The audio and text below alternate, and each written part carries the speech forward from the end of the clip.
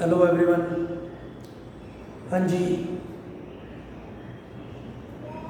आज हम स्टार्ट करेंगे हमारी next unit surface chemistry.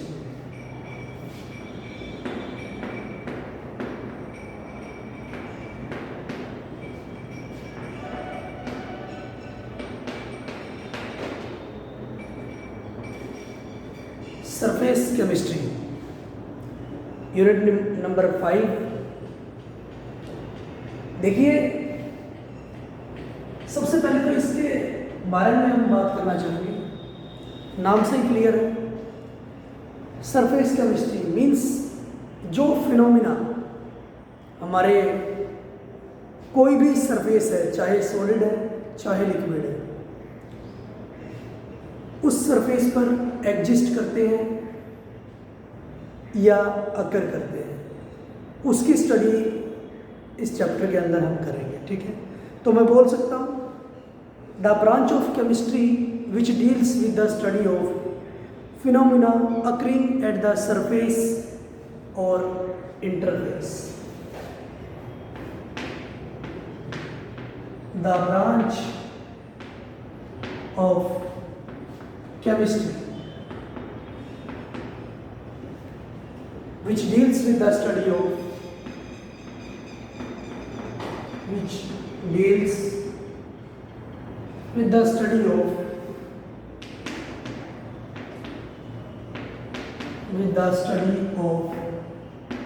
phenomena occurring at the surface,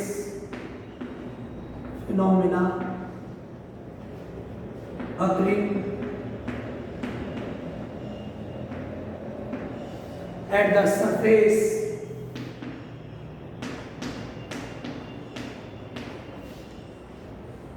और इंटरफेस। ठीक है, हम बोल सकते हैं वो फिनोमिना जो सरफेस पर होते हैं उसको हम क्या बोलेंगे, उसकी स्टडी करना। ठीक है, या जो पार्ट केमिस्ट्री का उसकी स्टडी करता है उसको हम सरफेस केमिस्ट्री बोलते हैं। या फिर मैं लिख सकता हूँ at the boundaries separating two bulk phases. Surface को मैं लिख सकता हूँ at the boundary separating two bulk phases, separating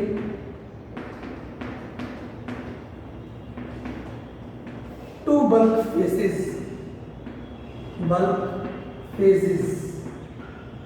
हाँ जी, बल्क का मतलब होता है बड़ा। ठीक है, जो दो बड़े फेजेस को सेपरेट करती है वो बाउंड्री। ठीक है, उसको हम क्या बोलते हैं, सरफेस। कैसे,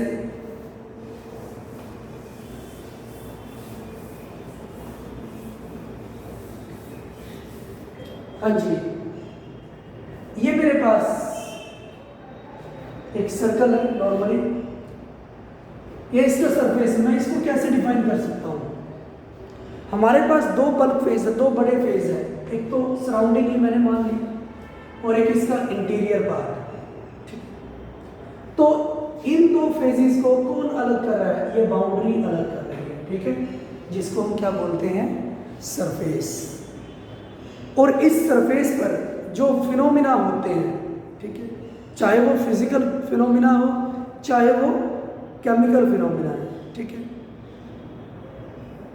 उसको हम किसके अंडर स्टडी करेंगे, सरफेस केमिस्ट्री के अंडर। क्लियर? हाँ जी, तो कुछ डेफिनेशंस है, सबसे पहले हम यहाँ पर इसमें डिस्कस करते हैं। जैसे adsorption, adsorption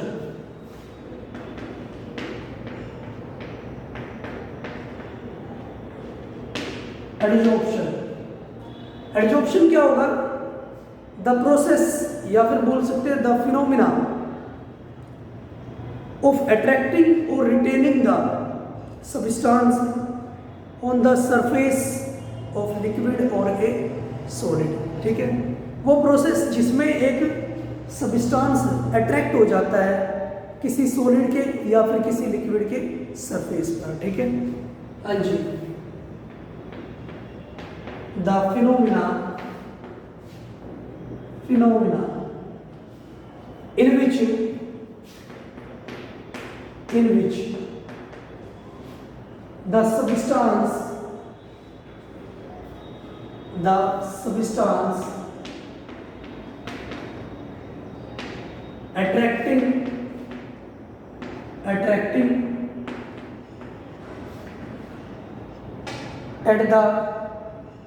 attracting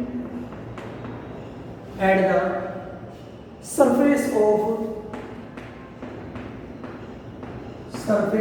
of liquid or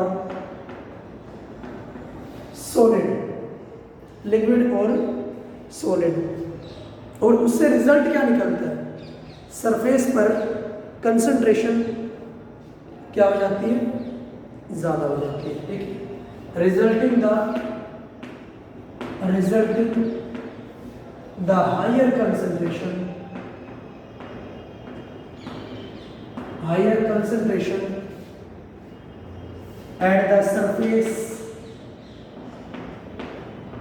at the surface of the molecule, ठीक है, या फिर at the surface of solid या फिर liquid, ठीक है।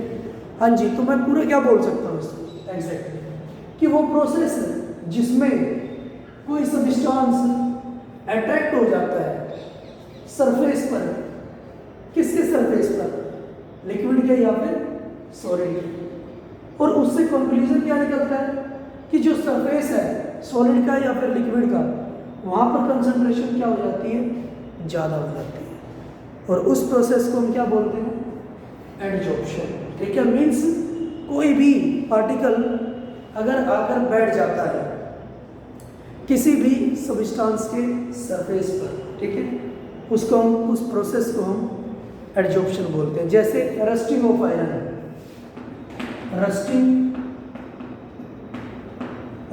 आयरन, एक बेस्ट एग्जांपल है हमारा। ठीक है, रस्टिंग ऑफ आयरन में क्या होता है कि जो रस्ट के पार्टिकल्स है या फिर मॉइस्चर हम बोल सकते हैं। ठीक है, मॉइस्चर जिसमें कार्बन डाइऑक्साइड भी होगी और वाटर भी होगा। ठीक है, वो क्या होगा, हमारे पास जो आयरन मेटल होता है उसके सरफेस पर आकर बैठ जाते हैं। ठीक है, तो इस प्रोसेस को हम क्या बोलते हैं? एडजॉर्प्शन। ठीक है, क्लियर है?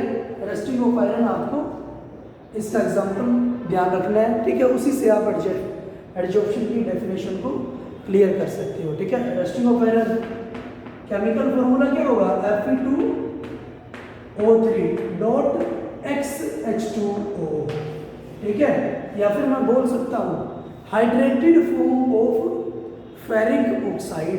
ठीक है, मॉलिक्यूलर नेम में क्या बोल सकता हूँ रस्टिंग आयरन का?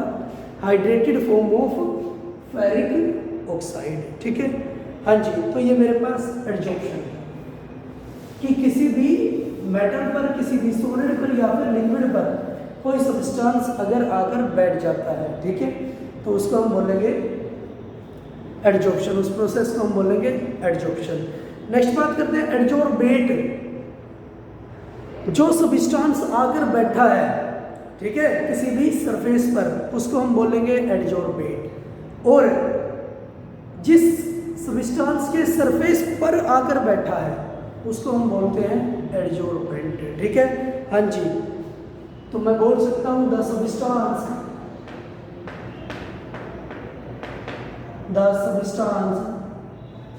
which is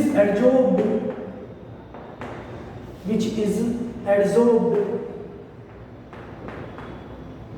on the surface of solid या फिर liquid, on the surface of solid या फिर liquid is called adsorbate। Clear? हाँ जी, जैसे मेरे पास निकल है, एग्जांपल अगर मैं करता हूँ, निकल है, निकल का कोई भी सरफेस है, ठीक है, निकल सरफेस है, यहाँ पर हाइड्रोजन गैस आकर बैठ जाता है, ठीक है, हाइड्रोजन गैस एडजॉर्ब हो जाती है। तो हाइड्रोजन गैस को मैं क्या बोलूँगा, हाइड्रोजन गैस को मैं क्या बोलूँगा, एडजॉर्बेट, ठीक है, एडजॉर्बेट। जो आकर बैठता है, जो सब्सटेंस एडजॉर्ब्ड होता है उसको हम क्या बोलते हैं, एडजॉर्बेट, ठीक है। हाँ जी, the substance on which it is adsorbed, वो सब्सटेंस जिस पर यह एडजॉर्ब हुई है उसको हम बोलेंगे adsorbent. The substance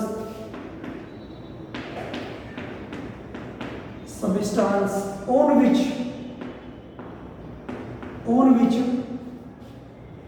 it adjorbed, जो वो सब्सटेंस जिस सरफेस पर ये एडजॉर्ब्ड हुई है, ठीक है। या फिर मैं बोल सकता हूं the substance on which the adsorbate adsorbed, जिस पर एडजॉर्बेट एडजॉर्ब्ड हुआ है उसको हम बोलेंगे is called adsorbent, is called adsorbent, उसको हम क्या बोलेंगे, एडजॉर्बेंट बोलेंगे। क्लियर है, ठीक है। हाँ जी, इससे जो रिवर्स होगा प्रोसेस, ठीक है, the reverse of adsorption is called desorption, ठीक है। डिसॉर्प्शन मतलब इससे उल्टा जो होगा प्रोसेस, द रिवर्स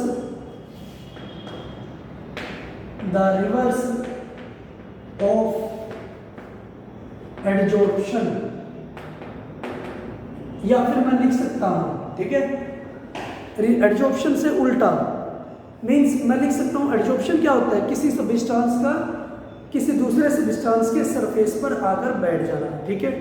अब मैं क्या बोलता हूं कि किसी सब्सटेंस का किसी दूसरे सब्सटेंस के सरफेस से रिमूव हो जाना, ठीक है, क्या होगा, उसका रिवर्स प्रोसेस होगा और उसको हम क्या बोलेंगे, डिसॉर्प्शन बोलेंगे, ठीक है। तो लिख सकते हैं removal of adsorbed substance from the surface, the removal of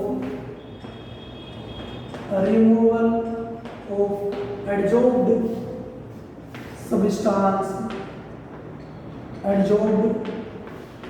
substance from the surface of adsorbent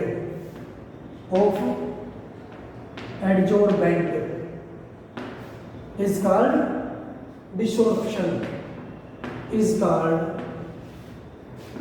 desorption, उसको हम क्या बोलेंगे, डिसॉर्प्शन बोलेंगे। क्लियर है।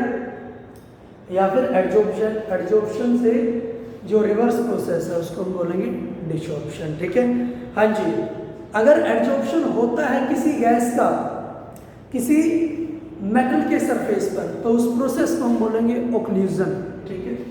हाँ जी, the adsorption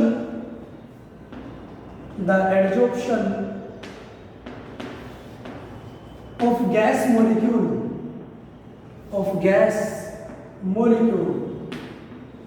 adsorption of gas molecule at the surface of metal, at the surface of metal, of solid metal is called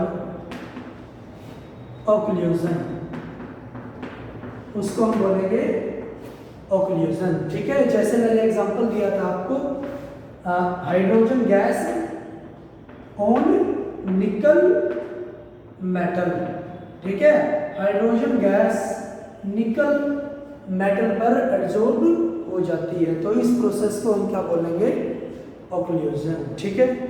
clear है। हाँ जी, नेक्स्ट हमारे पास कुछ एविडेंस, एडजॉर्प्शन की कुछ एविडेंस जिससे हमें पता चलेगा कि एडजॉर्प्शन लाई करता है या एग्जिस्ट करता है, ठीक है।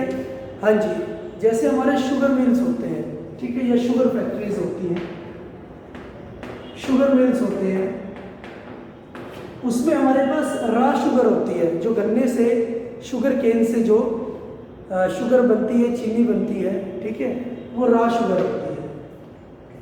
रॉ शुगर मीन्स इसमें इम्प्योरिटी प्रेजेंट होती है, ठीक है, और इसका कलर ब्राउन या फिर येलोइश टाइप होता है, ठीक है, ब्राउन और येलोइश कलर की होती है, ठीक है।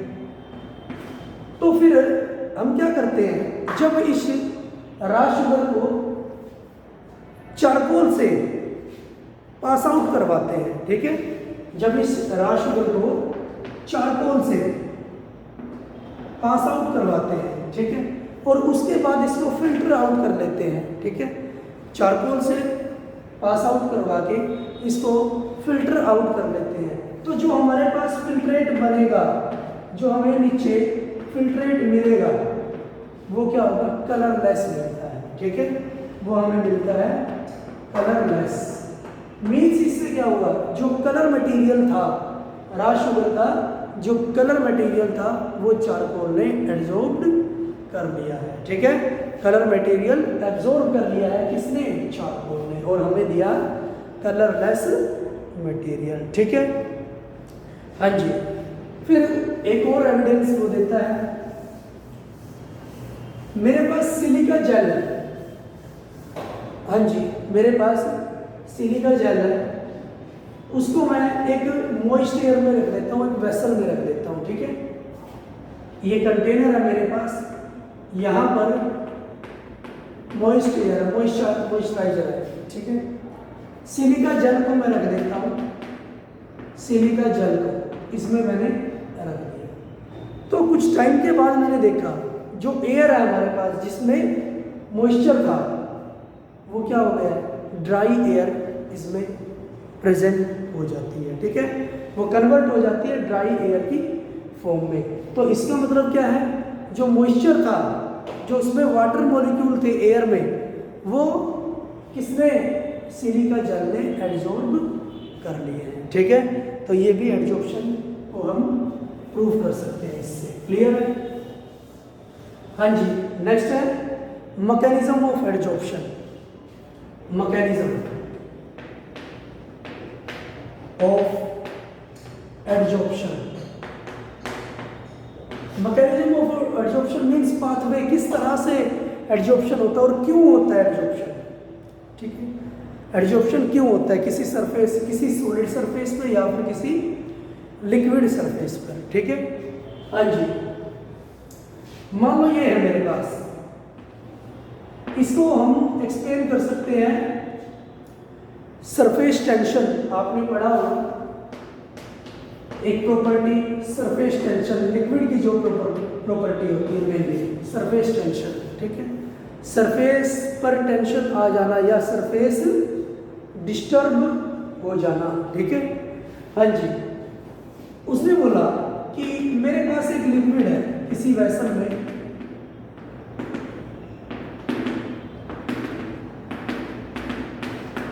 लिक्विड प्रेजेंट है, तो मैं देखता हूं कि जो लिक्विड का सरफेस है और जो लिक्विड का इंटीरियर है, ठीक है, वो बिल्कुल डिफरेंट होता है, उस पर बिल्कुल डिफरेंट फोर्सेस एग्जिस्ट करती है सरफेस पर और इंटीरियर में। हाँ जी, जो इंटीरियर में है एक सब्सटेंस दूसरे सब्सटेंस से घिरा होता है, surrounding by other substance in all directions, सभी डायरेक्शंस में घिरा होता है दूसरे सब्सटेंस से।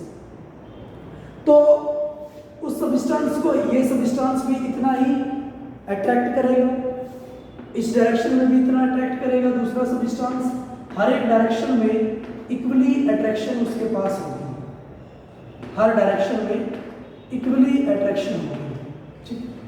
तो मतलब जो नेट फोर्स है उस सब्सटेंस पर, जो नेट फोर्स है वो जीरो होगी, ठीक है, जो नेट फोर्स है उसका मैग्नीट्यूड जीरो होगा, मीन्स कोई भी फोर्स उस पर जनरेट नहीं होगी, ठीक है। लेकिन जो सरफेस है लिक्विड का, उसमें जो फोर्सेस है वो बैलेंस नहीं होगी, इसकी तरह बैलेंस नहीं होगी। उसमें बैलेंस क्यों नहीं होगी? क्योंकि पार्टिकल्स या सबस्टेंस या अदर सबस्टेंस केवल इनवर्ड प्रेजेंट है, अंदर की तरफ प्रेजेंट है, उनके अपोजिशन में कोई पार्टिकल प्रेजेंट नहीं है। तो इसका मतलब वो इनवर्ड फोर्स को कैरी करते हैं, ठीक है, वो इनवर्ड फोर्स को कैरी करते हैं। मीन्स उनके बीच फोर्स ऑफ अट्रैक्शन क्या होगा? इनवर्ड होगा। तो मैं बोल सकता हूँ इनका जो सरफेस होगा वो किस तरह से होगा? इस तरह से, क्योंकि उसके ऊपर टेंशन आ गया है, ठीक है, ये सरफेस नहीं जा सकता, उनके ऊपर टेंशन आ गया, वो डिस्टर्ब हो चुका है due to inward pulling, due to inward pulling. Clear है? अंदर से खिंचाव महसूस कर रहा है वो, तो इसका सरफेस क्या हो चुका है? डिस्टर्ब हो चुका है। क्लियर है? हाँ जी। तो वो क्या बोलता है, यहाँ पर वैकेंट साइट्स आ गई है मेरे पास, यहाँ पर हमारे पास आ गई है वैकेंट साइट्स, खाली जगह आ गई है। क्लियर है? खाली जगह आ गई है। तो लिक्विड क्या करेगा? लिक्विड चाहेगा इन वैकेंट साइट्स को फुलफिल करना, फिल करना, ठीक है, इसको भरना चाहेगा। तो वो क्या करेगा? इन वैकेंट साइट को भरने के लिए, फुलफिल करने के लिए दूसरे सबस्टेंसेस को या एक्सटर्नल सबस्टेंसेस को एब्जॉर्ब कर सकता है, ठीक है। तो ड्राइविंग फोर्स हमारे पास क्या बनी कि ये वैकेंट साइट आ गई है ड्यू टू सरफेस टेंशन या फिर due to inward pulling of liquid at the surface. Then to fulfil this vacant site the liquid attract या एड्जॉर्ब द एक्सटर्नल सबस्टेंसेस, ठीक है, and the adsorption takes place, और adsorption उस पर हो जाएगा, ठीक है। तो ये तो थी लिक्विड की बात। अगर हम सॉलिड की बात करते हैं कि लिक्विड तो इस तरह से एडजस्ट कर सकता है, ठीक है।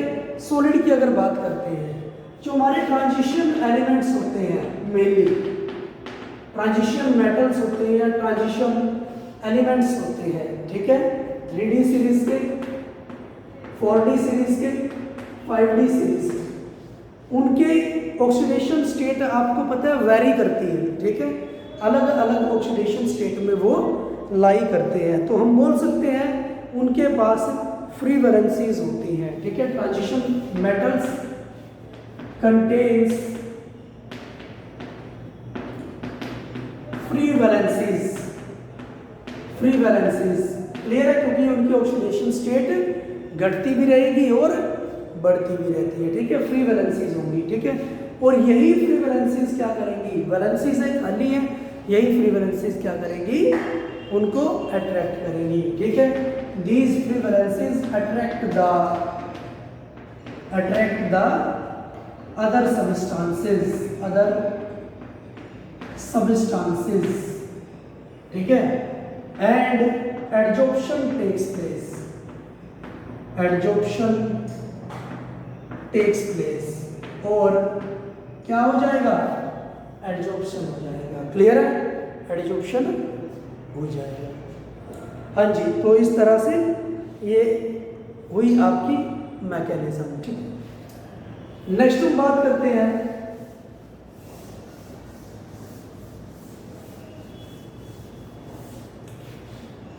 Adsorption is an exothermic process. Adsorption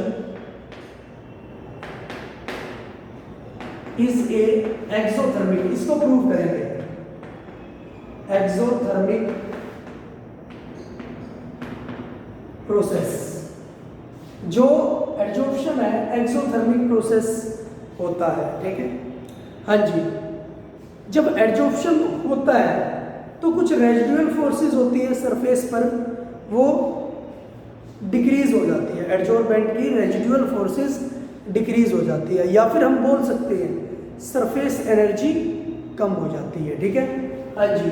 when adsorption takes place, adsorption takes place,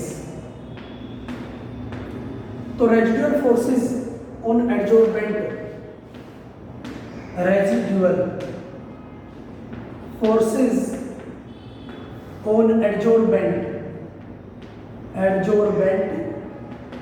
decreases, या फिर सरफेस एनर्जी डिक्रीज हो जाती है, सरफेस एनर्जी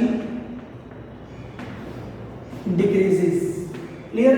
और डिक्रीज क्यों हो जाती है आपको पता है, एडजॉर्बेट में और एडजॉर्बेंट में नई बॉन्ड बनेंगी, ठीक है, और कोई भी बॉन्ड बनती है तो एनर्जी रिलीज होती है, ठीक है, और अगर एनर्जी रिलीज होगी तो एनर्जी डिक्रीज होगी, ठीक है। इट मीन्स हम बोल सकते हैं means energy is released, energy is released, energy is released, ठीक है। और अगर एनर्जी रिलीज हुई है तो डेल एच क्या हुआ, नेगेटिव है, ठीक है। अगर एनर्जी रिलीज है तो डेल एच नेगेटिव आएगा, और अगर डेल एच नेगेटिव है तो प्रोसेस क्या है, एक्सोथर्मिक। क्लियर है? डेल एच नेगेटिव है तो प्रोसेस एक्सोथर्मिक होगा, ठीक है। इससे प्रूव हो रहा है कि एडजॉर्प्शन क्या है, एक्सोथर्मिक प्रोसेस होगा, या फिर जो प्रोसेस एक्सोथर्मिक होगा वो स्पॉन्टेनियस होगा। बात हो चुकी है हमारी सरफेस थर्मोडायनेमिक्स में, ठीक है। लास्ट यूनिट लास्ट ईयर हमने किया है 11th में, ठीक है। स्पॉन्टेनियस प्रोसेस है। अब उसने बोला कि एंट्रोपी चेंज, या फिर हम बोल सकते हैं कि कैसे स्पॉन्टेनियस प्रोसेस है, ठीक है। एडजॉर्प्शन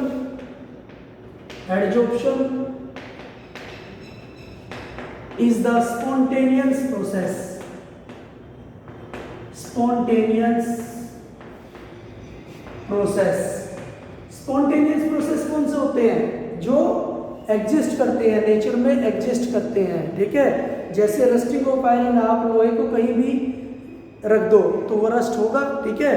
ये क्या है, नेचुरल प्रोसेस है, एग्जिस्ट करता है, ठीक है। इसको प्रूव करेंगे। देखिए स्पॉन्टेनियस प्रोसेस वो होते हैं, इनकी जो हमने कंडीशंस पढ़ी थी उसमें क्या था, सारी एनर्जी टर्म्स क्या होगी, नेगेटिव होती है। मींस अगर मैं डेल जी इसके लिए नेगेटिव प्रूव कर दूं तो ये क्या बनता है, स्पॉन्टेनियस प्रोसेस बनता है, ठीक है। तो मुझे पता है डेल जी क्या होता है, del H minus T del S, ठीक है। डेल एस क्या है, एंट्रोपी चेंज, एंट्रोपी चेंज। और एंट्रोपी क्या होता है, is of disorder, is of disorder, disorder, ठीक है। मैं बोल सकता हूं कि कितना डिसऑर्डर है मॉलिक्यूल के अंदर, ठीक है। हाँ जी, अब हम देखते हैं कि इसकी एंट्रोपी पॉजिटिव है या नेगेटिव है। कोई भी मेटल है, उसके सरफेस पर आकर कोई गैस क्या हो गई है, बैठ गई है, ठीक है, फिक्स हो गई है। तो इसका मतलब उसमें डिसऑर्डर, पहले तो वो बहुत ज़्यादा डिसऑर्डर था, पता नहीं उसके पार्टिकल कहाँ कहाँ घूम रहे थे, अलग अलग डायरेक्शन में मूव कर रहे थे, लेकिन वो आकर बैठ गई है, ठीक है। तो मैं बोल सकता हूँ पहले डिसऑर्डर ज़्यादा था, पहले डिसऑर्डर ज़्यादा था, ठीक है। या पहले एंट्रोपी ज़्यादा थी पार्टिकल्स के बीच, अब वो फिक्स होकर बैठ गई है एडजॉर्प्शन के टाइम। अब डिसऑर्डर क्या हो गया, कम हो गया, क्योंकि उनकी मूवमेंट नेग्लिजिबल हो गई है, ठीक है। डिसऑर्डर कम हो गया या एंट्रोपी कम हो गई है। मींस इनिशियली एंट्रोपी ज़्यादा थी, फाइनली एंट्रोपी कम हो गई है।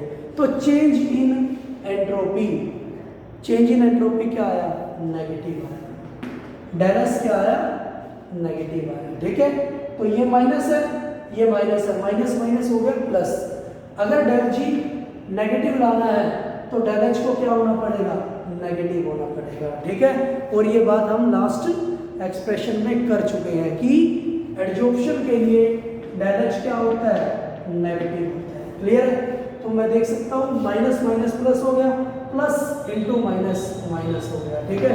तो डेल जी आ गया मेरे पास नेगेटिव, ठीक है। और अगर डेल जी नेगेटिव है तो ये क्या है, स्पॉन्टेनियस प्रोसेस होगा। क्लियर, क्लियर है? हाँ जी। तो आज के लिए इतना ही हम इसमें करेंगे। ये मैकेनिज्म, इसकी डेफिनेशंस, ठीक है, और इनकी स्पॉन्टेनिटी एडजॉर्प्शन की आपको बड़े अच्छे से करनी है। आज के लिए इतना ही। Thank you for